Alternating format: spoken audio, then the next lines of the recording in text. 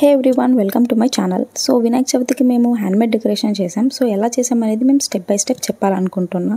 So first మేము wall మొత్తం measure చేసుకొని ఎన్ని కార్డ్బోర్డ్స్ పడతాయి అని మేము క్యాలిక్యులేట్ చేసుకొని దానికి తగ్గ కార్డ్బోర్డ్స్ తీసుకొని కట్ చేసుకున్నాం షేప్స్లోకి.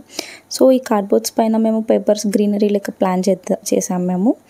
అండ్ వీటితో పాటు మేము పేపర్ ప్లేట్స్ కూడా మేము తీసుకున్నాం. ఒక్కొక్క పేపర్ ప్లేట్ ఒక్కొక్క డిఫరెంట్ కలర్ ప్లాన్ చేసాం.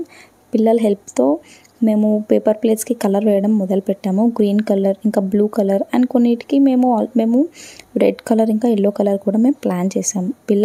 పిల్లల వల్ల చాలా చాలా చాలా హెల్ప్ అయింది. వాళ్ళే చేశారు ఇదంతా మోస్ట్లీ. సో మేము కార్డ్బోర్డ్స్కి గ్రీన్ కలర్ ఇట్లా కట్ చేసి పిల్లలే అతికించడం స్టార్ట్ చేశారు ఇవన్నీ. సో మేము పేపర్ ప్లేట్స్ ఆల్రెడీ పెయింట్ చేసేసారు పిల్లలు. వాటిపైన ఇట్లా డిజైన్ వేద్దామని అనుకున్నాము. ఇంకా మధ్యలో మేము మిర్రర్స్ కూడా అతికిచ్చాము. అండ్ దూరంలో చూస్తున్నారు కదా, పిల్లలు వాళ్ళందరూ కార్డ్బోర్డ్స్ పైన ఇట్లా కలర్ఫుల్ గ్రీన్ కలర్ పేపర్స్ అతికిస్తున్నారు. ఇంకా పేపర్స్ పైన ఈ డిజైన్స్ అనేవి అయిపోయినాయి.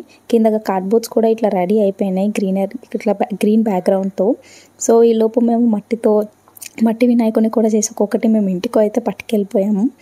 ఇంకా గ్రీన్ కార్డ్బోర్డ్స్ అన్నీ మేము ఇంకా కౌంట్ చూసుకుంటున్నాము ఎంత పడుతున్నాయి ఏంటి అని.